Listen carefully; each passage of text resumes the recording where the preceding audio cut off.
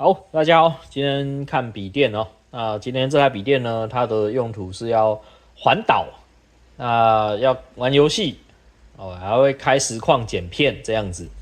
那预算没有很多，那就请我找一台可以，主要是可以跑得动那一款游戏这样子。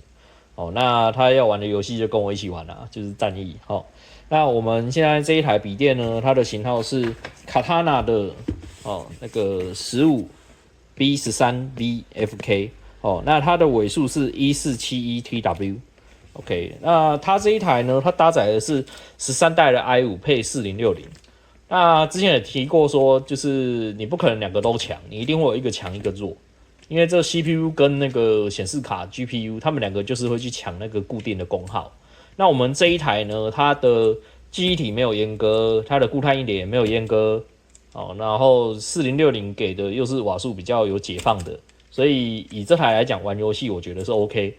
当然没有办法跟70系的笔电相比啦，但至少说以它给我的这个预算限制里面，我看来看去就这台最 OK 啦。对，所以我就帮他挑这一台。OK， 好，那我们就直接进入开箱的环节哈。那因为我们今天还要帮他就是扩充这个记忆体哈，等一下再慢慢拆解。好，那我们就直接开箱喽。下面公告。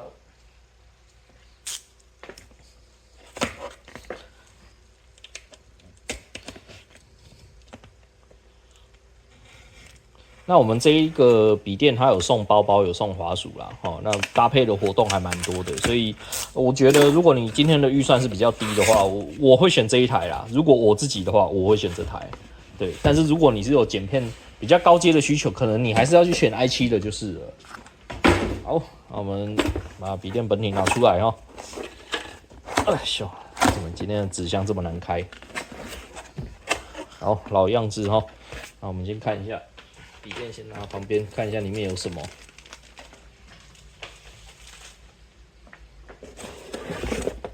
这一包看它是品质头还是米老鼠？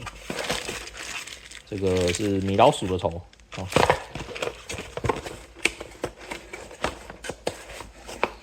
那我们看一下它的变压器，理论上应该也没啥太大的变化啦。哦，这边是群光电能做的。那它的瓦数是20伏特10安培200瓦哦，非常的大啊。好，一样放旁边。然后这个位置就是说明书，我看有没有扩充的套件，没有，只是说这个要自己申请咯。好，那我们这边纸箱就先帮它放旁边吼。那我们就一样先进入就是帮它升级记忆体的环节。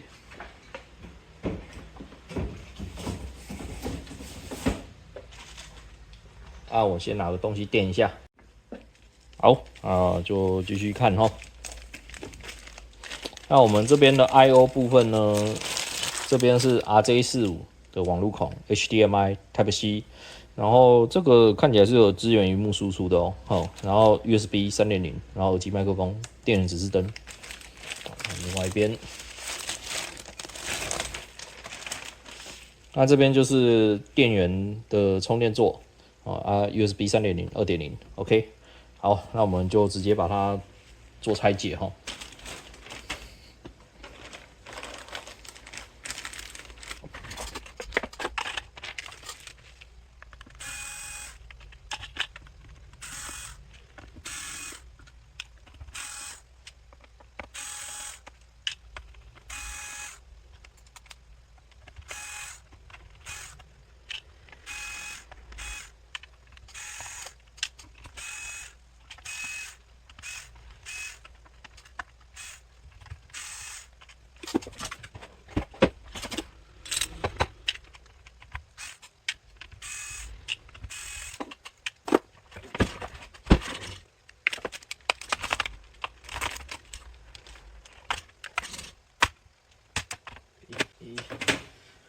好，那我们现在已经拆开了哦。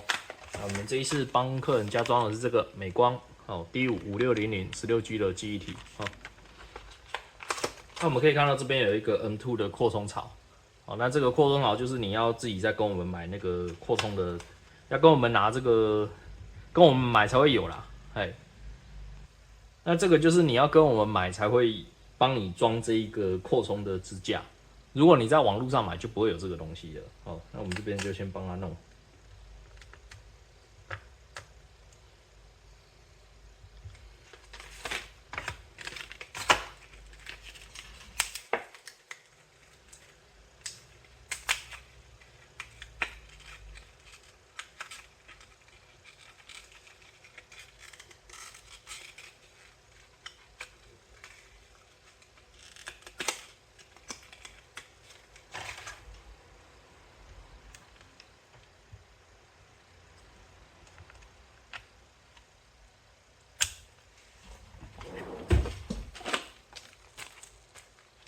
那它的支架就长这个样子，哦，会有2个螺丝，哦，然后去让你锁它对应的锁点。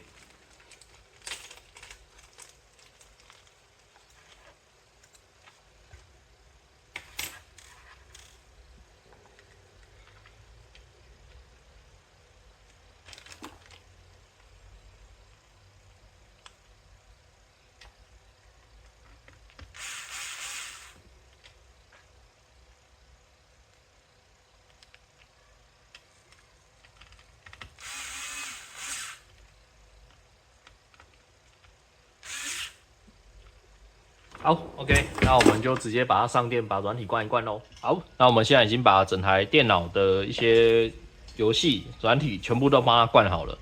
哦，那因为我们这个客人呢，他是要环岛的时候去带这台笔电去剪辑影片，然后还要实况他所玩的这些游戏，那就是变成说他在实况的时候，这个笔电的效能是有一点吃重的。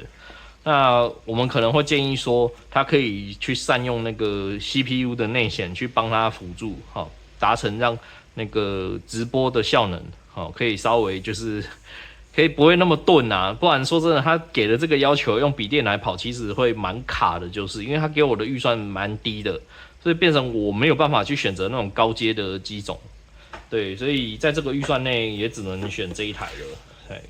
那就常用软体都帮他上好了，那就是看他之后有没有要再就是扩充第2条固态硬碟啦。反正因为这个就是在旁边的邻居买的，那我们这边就是帮他就是预留好那个 M2 的扩充的插座，那以后他如果想要加装就直接过来装就好了。好 ，OK， 那都弄好了，我们就打电话叫客人来取机咯。谢谢，拜拜。